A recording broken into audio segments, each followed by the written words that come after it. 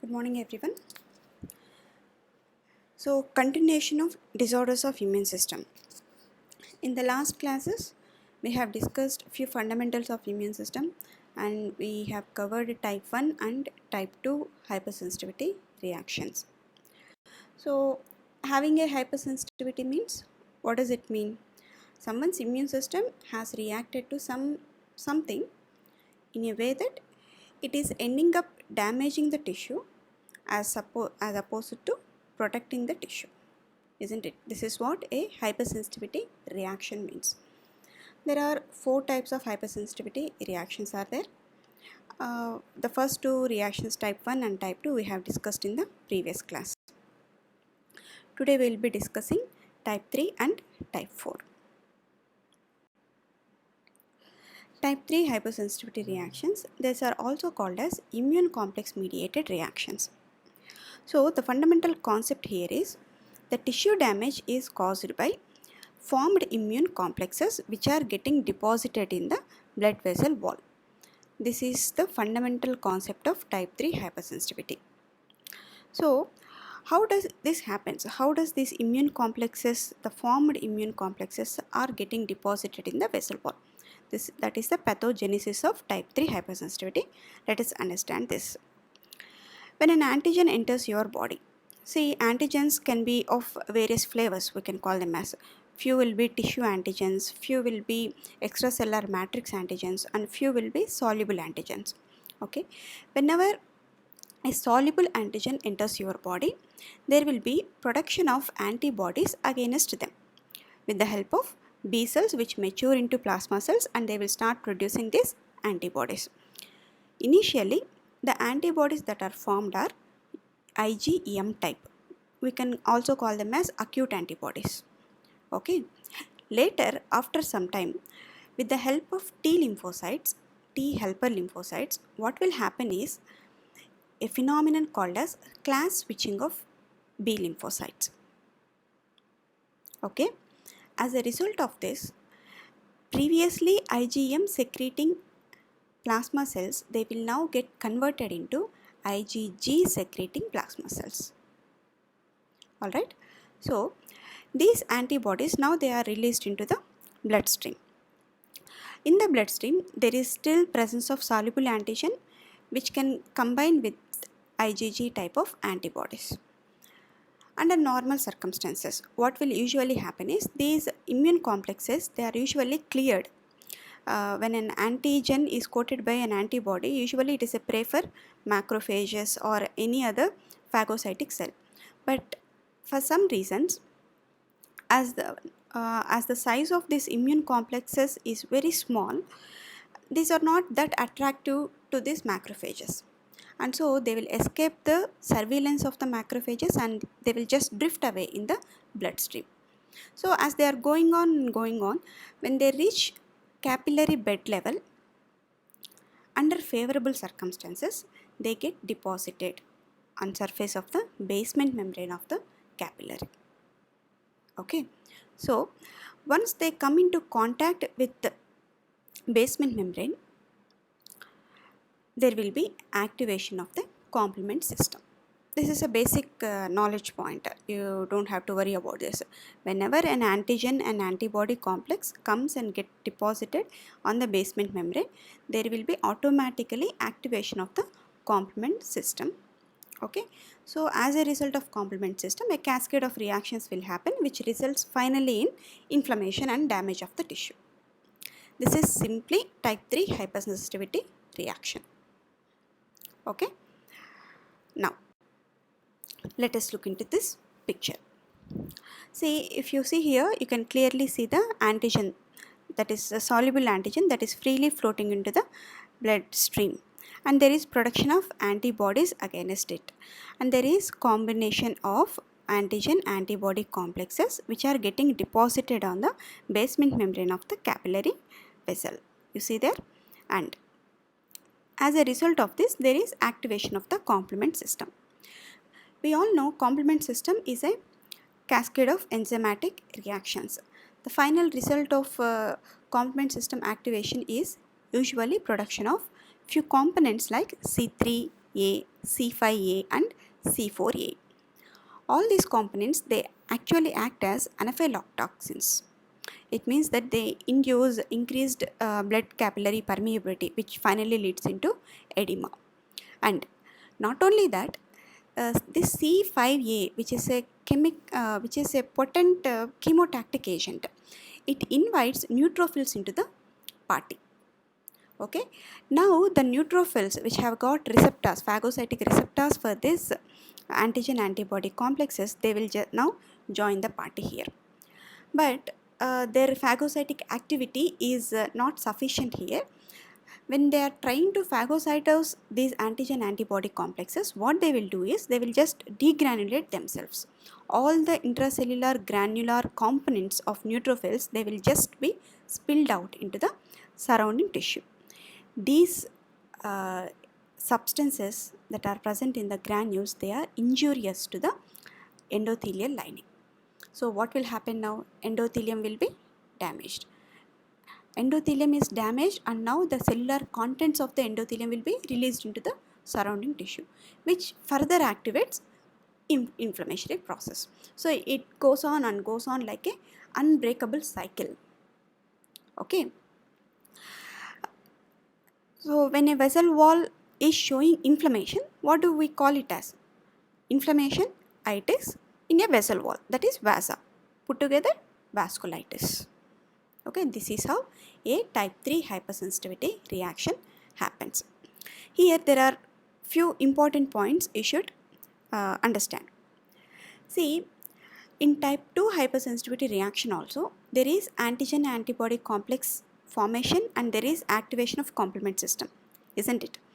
If you remember, type 2 hypersensitivity reactions, they are called as antibody mediated reactions, and we have seen different mechanisms through which antibodies can produce tissue damage, like by phagocytosis and opsonization. Second mechanism is antigen antibody complex formation, and third is by directly blocking the tissue elements, so cellular dysfunction. Those are all antibody mediated reactions.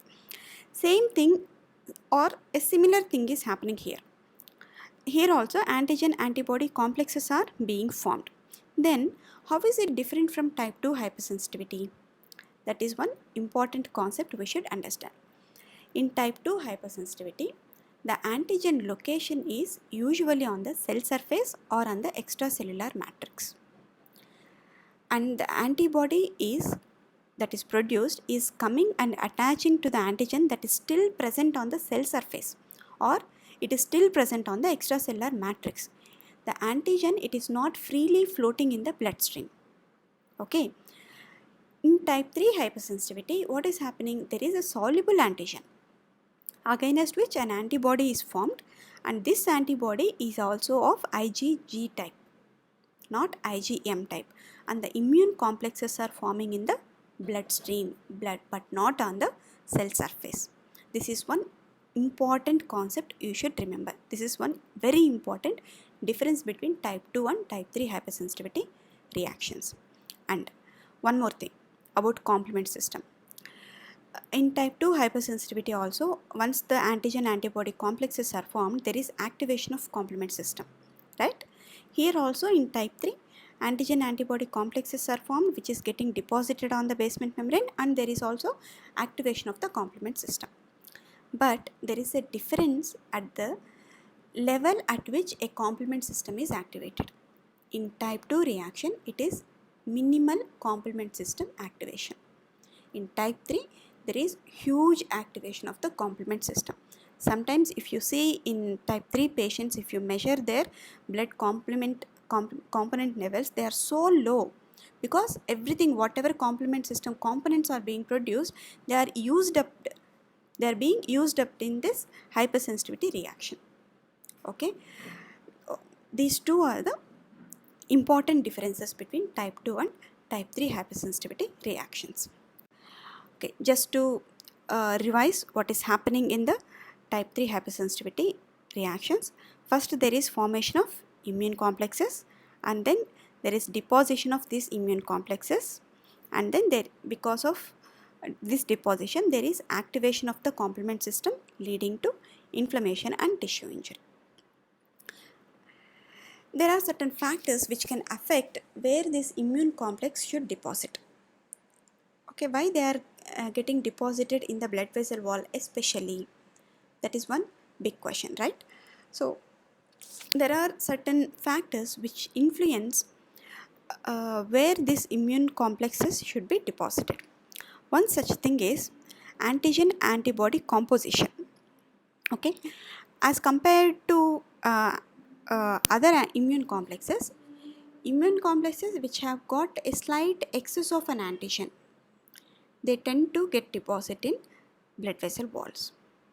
Apart from that, a medium sized antigen as compared to a large sized antigen, medium sized antigens, they tend to get deposited in the blood vessel wall. And this tendency of deposition of these immune complexes is very high where there are a pressure gradient is seen.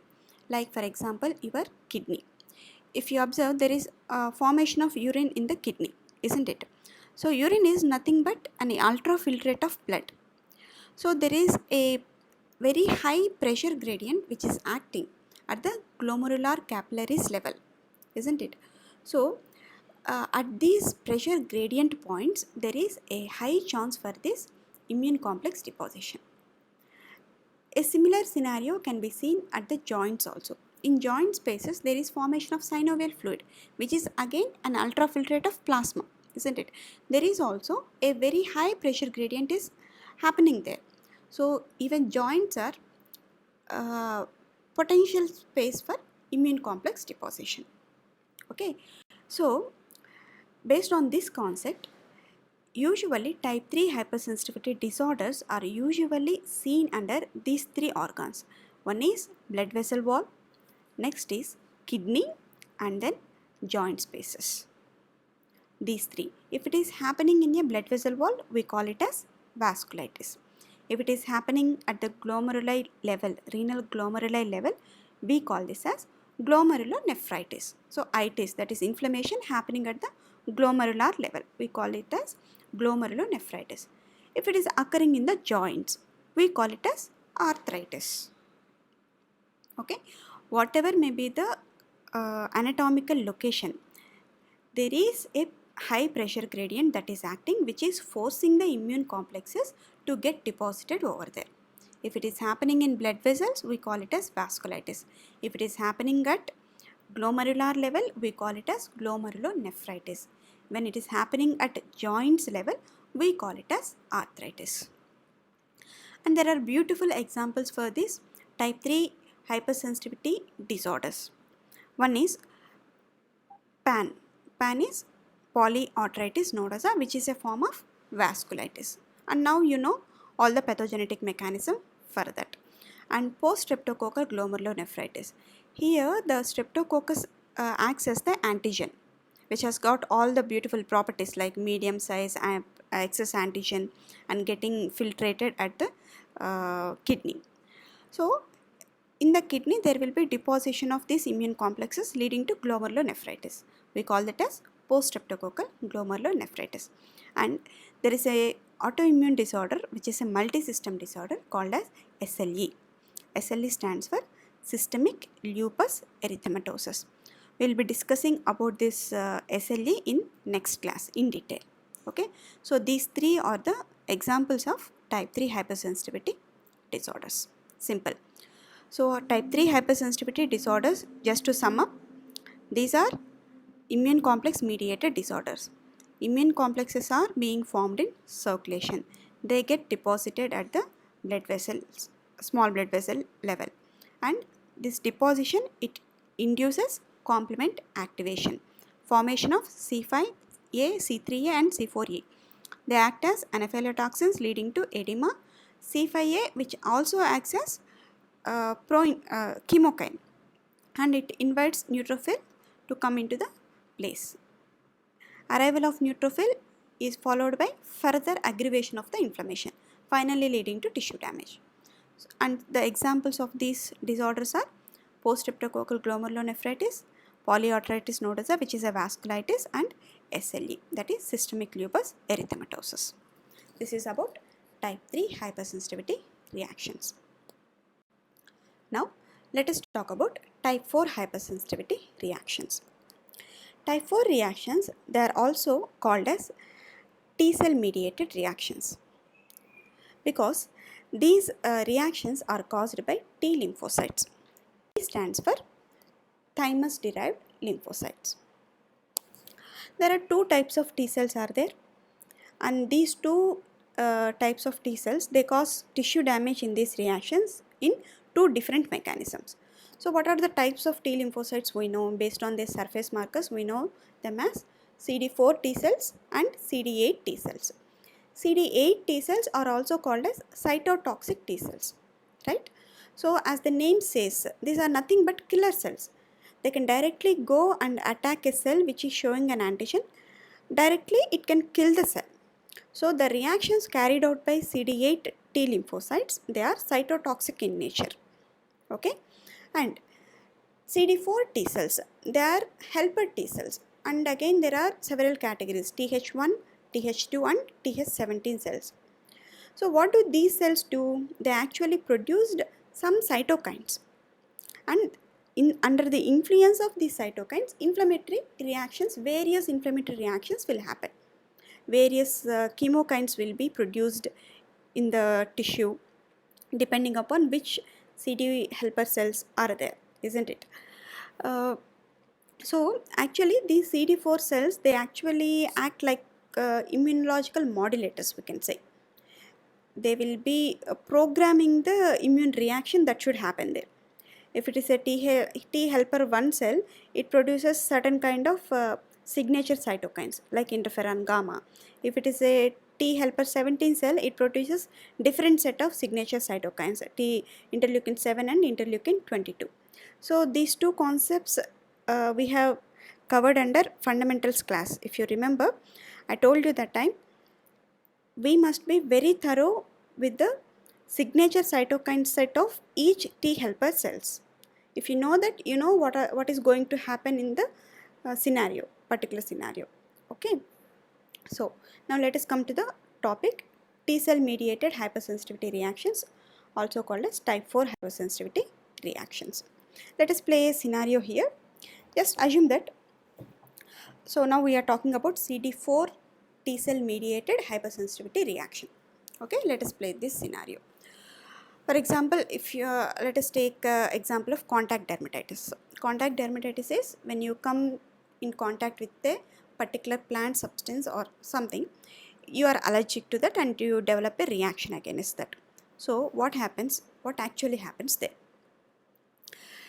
So when T cells are born, they are when they are born in thymus, they are naive T cells. That means they are not exposed to any kind of antigen. They are just so innocent.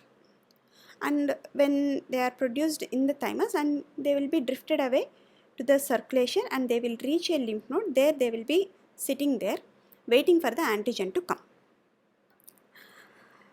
These T cells, they have got specific receptors. They have a receptor which is antigen specific, and the T cell, it will remain there till it encounters its specific antigen. Once a antigen which is suitable for this T lymphocyte receptor, when it enters our body, when it enters our skin, in this example we are talking about dermatitis. When it enters our skin, there are dendritic cells are there, which are actually antigen presenting cells. They will capture the antigen, they process the antigen, and they will show this antigen to the T lymphocyte via MHC complex. They will be carrying MHC2 complex on their surface. MHC major histocompatibility complex, it is nothing but a serving platter for the antigen. So only when antigen is associated with an MHC, a T cell can look at that. Otherwise T cell is blind to the presence of antigen. We have discussed this, right? So these antigen presenting cells, they will nicely process this antigen and they will keep it on a plate called MHC2, and now they will serve it to T cell that is sitting in the lymph node. till that point this is a naive T cell. Okay, once it sees the antigen that is being served to it, this T cell will differentiate into any one of the kinds like Th1 or Th2 or Th17 cell. Into which Th type it is being differentiated depends on the cytokines that are produced by the antigen presenting cell at the time of antigen presentation. So, when a dendritic cell, if it secretes interleukin 12, when it is presenting the antigen to T helper cell, naive T cell differentiates into T helper 1 type of cell. Okay. Again, when an antigen presenting cell is presenting an antigen to naive T cell, if it secretes a cytokine called as interleukin 12, now that naive T cell will differentiate into T helper 1 cell. Now, what will happen? What is the signature cytokine for T helper 1 cell? It is interferon gamma. We all know that. So, once there is formation of T helper 1 cell, it will start producing interferon gamma. Under the influence of interferon gamma, there will be activation of macrophages. So, macrophages are the responsive cells for interferon gamma. So, what does these macrophages will do? Now the activated macrophages, they will secrete several cytokines here like tumor necrosis factor, interleukin 1 and interleukin 16. All these cytokines, they make the endothelial lining as a leaky endothelial lining, which leads to edema formation, and also there will be invitation to more number of immune cells to the site. As a result of that, there will be tissue destruction. So how do we see that tissue destruction that is happening at molecular level? On a gross level, we see because there is edema, there will be puffiness of that surface, and because there is inflammation that is happening, you can see redness on the surface. Okay, and not only these cytokines, macrophages, they also release certain lysosomal enzymes, and they can also lead to complement system activation, which ultimately leads to tissue damage. This is how a CD4 T cell mediated damage occurs. CD4 T cells, when they are served with antigen presenting cell, they will transform into T helper 1 cells, which produce interferon gamma, which again activates macrophages. Macrophages in turn, they release all these cytokines, which leads to edema and inflammation. Apart from that, they release few lysosomal enzymes and activate few complement components, which further leads to tissue damage. This is how CD4 related T cell mediated damage happens. The best examples for this are contact dermatitis and tuberculin reaction. Okay, and when the antigen presenting cell, when it is presenting the antigen, if it secretes an interleukin called as interleukin 23, now what will happen is, instead of differentiating into T helper 1 cell, these naive T cells, they differentiate into T helper 17 cells. Okay, see, just depending on the interleukin which is being secreted by the antigen presenting cell, naive T cells are differentiating either into Th1 or Th17. If it is interleukin 12, it is differentiating into Th2 Th1 helper cell. If it is interleukin 23, it is differentiating into Th17 helper cell. Th17 cell, it secretes interleukin 17. Okay, the function of interleukin 17 is neutrophil activation. So once the neutrophils joins the party, obviously there is tissue destruction by inflammatory process. So the examples for CD4 mediated type 4 hypersensitivity reactions are contact dermatitis and tuberculin reaction. Now let us see CD8 T cell mediated reactions. Concluded type 3 and type 4 hypersensitivity reactions.